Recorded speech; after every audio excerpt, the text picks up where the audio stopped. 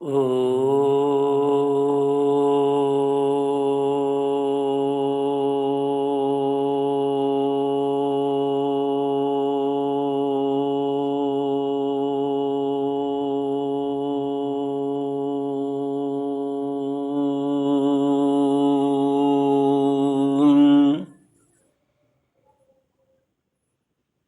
श्री गुरुचरण कमलेभ्यो नमः।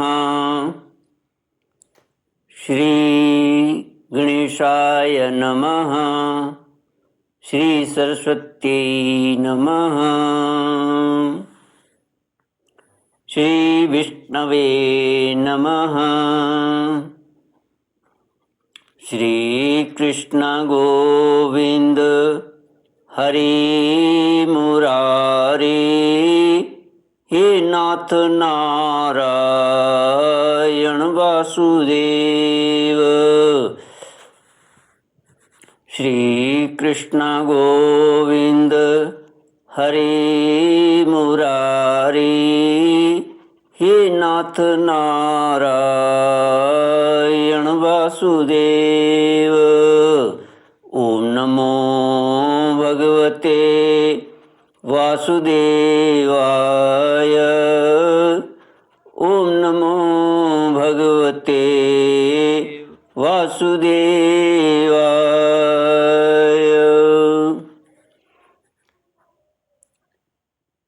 कृष्णाय वासुदेवाय हरये परमात्मने प्रणतक्लेशनाशाय गोविन्दाय नमो नमः।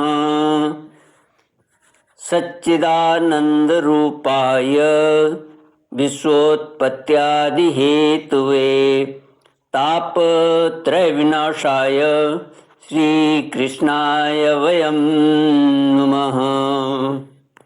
सच्चित आनंद स्वरूप परमात्मा जो सृष्टि के उत्पत्ति, पालन और श्रृंगार करता है तथा जीवों के आध्यात्मिक, आदि दैविक, आदि भौतिक तापों को नष्ट करने वाले हैं, अर्थात जीवों के मानसिक, शारीरिक और भौतिक दुखों को दूर करने वाले हैं, उन श्री कृष्ण भगवान को हम नमस्कार करते हैं। श्री कृष्ण गोविंद हरे मुरारी हे नाथ नारायण वासुदेव।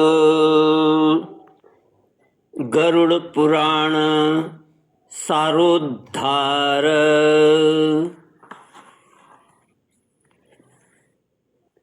दूसरा अध्याय श्लोक 42 से। प्रेत जीवात्मा देही बहुत प्रकार से विलाप करके पूर्व देह का स्मरण करते हुए मेरा मानव जन्म शरीर कहाँ चला गया, इस प्रकार चिल्लाता हुआ वह यम मार्ग में चलता है। भगवान कहते हैं, हे तार्क्ष, इस प्रकार 17 दिन तक अकेले वायु वेग से चलते हुए 18वें दिन वह प्रीत सौम्यपुर में पहुंचता है। उस रमणीय श्रेष्ठ सौम्यपुर में प्रेतों का महान गण रहता है। वहाँ पुष्प भद्रा नदी और अत्यंत प्रिय दिखने वाला बट वृक्ष है। प्रेत जीवात्मा यम मार्ग के 16 पुरों में कर्मशः गमन तथा वहाँ पुत्र आदिकों द्वारा दिए गए पिंडदान को ग्रहण करता है। द्वितीय अध्याय श्लोक 47 से।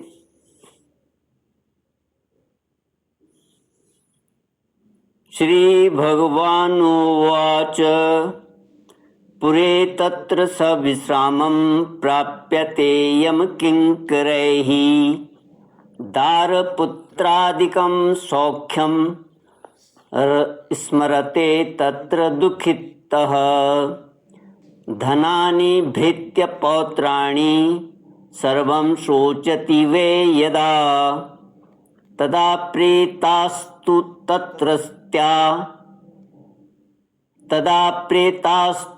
तत्रत्या किंकराश्चेदमब्रुवन्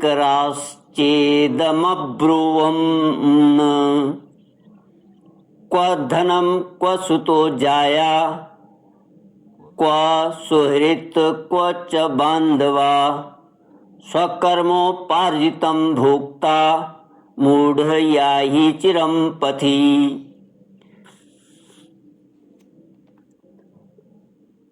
श्री भगवान कहते हैं,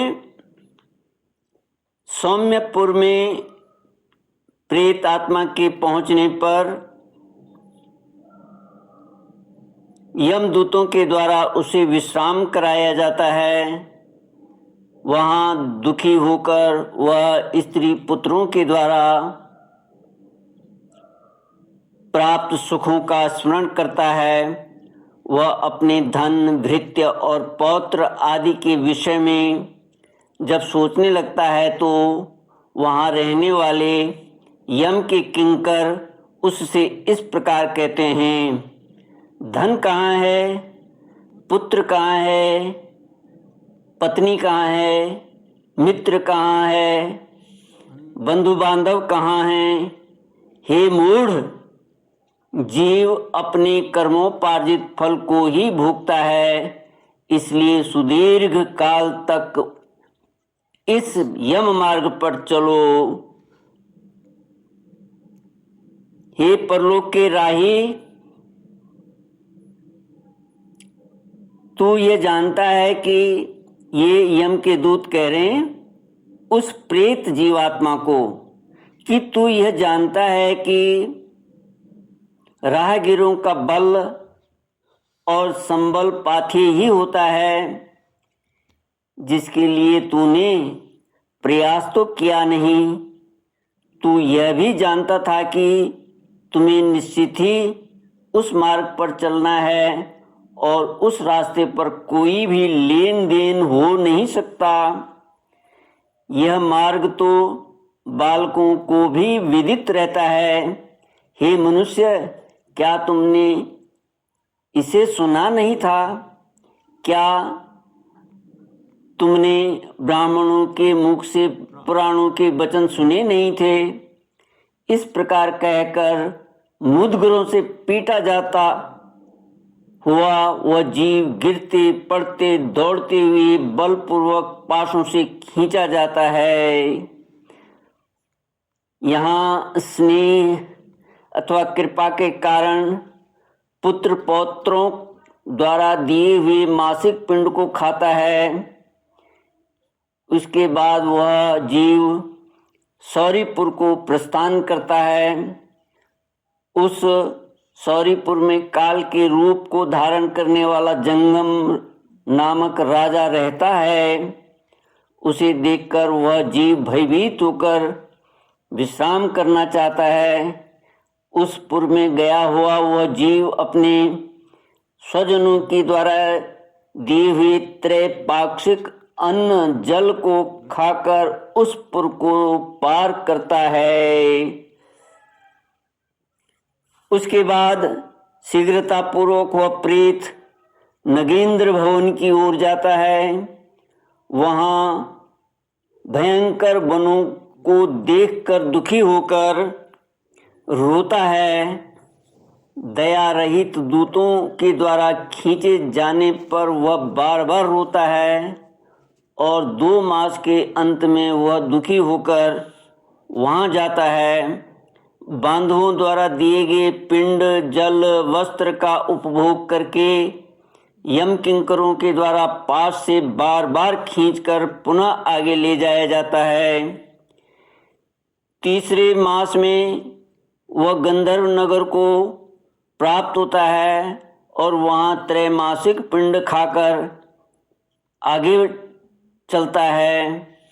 4 मास में वह शैलागमपुर में पहुँचता है और वहाँ प्रेत के ऊपर बहुत अधिक पत्थरों की वर्षा होती है। वहाँ 4 मासिक पिंडदान को खाकर वह कुछ सुखी होता है। उसके बाद 5वें महीने में वह प्रेत क्रौंचपुर पहुंचता है। क्रौंचपुर में स्थित वह प्रेत वहां बांधवों द्वारा हाथ से दिए गए 5वें मासिक पिंड को खाकर आगे क्रूरपुर की ओर जाता है। 5.5 मास के बाद बांधवों द्वारा प्रदत्त ऊन षाण्मासिक पिंड और घटदान से तृप्त होकर वह वहाँ आधे मुहूर्त तक विश्राम करके यमदूतों के द्वारा डराए जाने पर दुख से कांपता हुआ उस पुर को छोड़कर त्रिभुवन नामक पुर को जाता है। वहाँ यम का छोटा भाई विचित्र नाम वाला राजा राज्य करता है। उस विशाल शरीर वाले राजा को देखकर जब वह जीव डर से भागता है, तब सामने आकर कैवर्त धीवर उससे यह कहते हैं, हम सब महावैतरणी नदी को पार करने वालों के लिए नाव लेकर आए हैं। यदि तुम्हारा इस प्रकार का पुण्य हो तो इसमें बैठ सकते हो। तत्वदर्शी मुनियों ने दान को ही वितरण देना या बांटना कहा है। यह वैतरणी नदी वितरण के द्वारा ही पार की जा सकती है, इसलिए इसको वैतरणी कहा जाता है। यदि तुमने वैतरणी गौ का दान किया हो तो नौका तुम्हारे पास आएगी, अन्यथा नहीं। उनके ऐसे वचन सुनकर प्रेत हा देव ऐसा कहता है। उस प्रेत को देखकर वह नदी खौलने लगती है और उसे देखकर प्रेत अत्यंत क्रंदन विलाप करने लगता है। जिसने अपने जीवन में कभी दान दिया ही नहीं है, ऐसा पापात्मा उसी वैतरणी में डूबता है।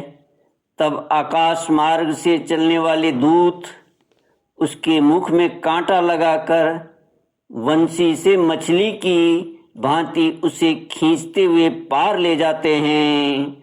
श्री कृष्ण गोविंद हरे मुरारे, हे नाथ नारायण वासुदेव। वहाँ षाण्मासिक पिंड खाकर वह अत्यधिक भूख से पीड़ित होकर विलाप करता हुआ आगे के रास्ते पर चलता है। 7वें मास में वह बहुवा पदपुर को जाता है और वहाँ अपने पुत्रों द्वारा दिए हुए 7वें मासिक पिंड को खाता है। हे पक्षीराज गरुड़, उस पुर को पार कर वह दुखद नामक पुर को जाता है। आकाश मार्ग से जाता हुआ वह महान दुख प्राप्त करता है। वहाँ 8वें मास में दिए हुए पिंड को खाकर आगे बढ़ता है और 9वां मास पूर्ण होने पर नाना क्रंदपुर को प्राप्त होता है। वहाँ क्रंदन करते हुए अनेक भयावह क्रंद गणों को देखकर स्वयं शून्य हृदय वाला वह जीव दुखी होकर आक्रंदन करने लगता है। उस पुर को छोड़कर वह यमदूतों के द्वारा भयभीत किया जाता हुआ 10वें महीने में अत्यंत कठिनाई से सुतप्त भवन नामक नगर में पहुंचता है। वहाँ पुत्रादि से पिंडदान और जलांजलि प्राप्त करके भी सुखी नहीं होता। 11वां मास पूर्ण होने पर वह रौद्रपुर को जाता है और पुत्र आदि के द्वारा दी हुई एकादश मासिक पिंड को वहाँ खाता है। 11.5 मास बीतने पर वह जीव पयोवर्षण नामक नगर में पहुँचता है। वहाँ प्रेतों को दुख देने वाले मेघ घनघोर वर्षा करते हैं। वहाँ पर दुखी व प्रेत उनाब्दिक श्राद्ध के पिंड को खाता है।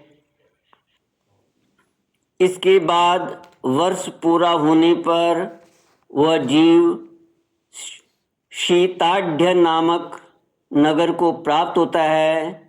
वहाँ हिम से भी 100 गुणी अधिक महान ठंड पड़ती है। शीत से दुखी तथा क्षुधित वह जीव इस आशा से 10 दिशाओं में देखता है कि शायद कहीं कोई हमारा बांधव हो जो मेरे दुख को दूर कर सके। तब यम के दूत कहते हैं, तुम्हारा ऐसा पुण्य कहाँ है। फिर वार्षिक पिंड को खाकर वह धैर्य धारण करता है। उसके बाद वर्ष के अंत में यमपुर के निकट पहुंचने पर वह प्रेत बहुभीतिपुर में जाकर हाथ भर माप के अपने शरीर को छोड़ देता है। हे पक्षी, भगवान कहते हैं, हे पक्षी, पुनः कर्म भोग के लिए अंगुष्ठ मात्र के वायु स्वरूप यातना देह को प्राप्त करके वह यमदूतों के साथ जाता है। हे कश्यपात्मज, जिन्होंने दैहिक मरणकालिक दान नहीं दिए हैं, वे यमदूतों के द्वारा दृढ़ बंधनों से बंधे हुए अत्यंत कष्ट से यमपुर को जाते हैं। भगवान कहते हैं, हे आकाशगामी, गरुड़ जी के लिए धर्मराजपुर में 4 द्वार हैं, जिनमें से दक्षिण द्वार के मार्ग का तुमसे वर्णन कर दिया है। इस महान भयंकर मार्ग में भूख प्यास और श्रम से दुखी जीव जिस प्रकार जाते हैं वह सब मैंने बतला दिया है। अब और क्या सुनना चाहते हो। श्री कृष्ण गोविंद हरि मुरारे, हे नाथ नारायण वासुदेव। इस प्रकार गरुड़ पुराण के अंतर्गत सारोद्धार में यम मार्ग निरूपण नाम का दूसरा अध्याय पूरा हुआ। श्री कृष्ण गोविंद हरि मुरारे, हे नाथ नारायण वासुदेव। ओम पूर्णमद पूर्णमिदं पूर्णात् पूर्णमुदच्यते पूर्णस्य पूर्णमादाय पूर्णमेवावशिष्यते। ओम शांति शांति शांति। हरि ओम श्री गुरुभ्यो नमः। हरि ओम।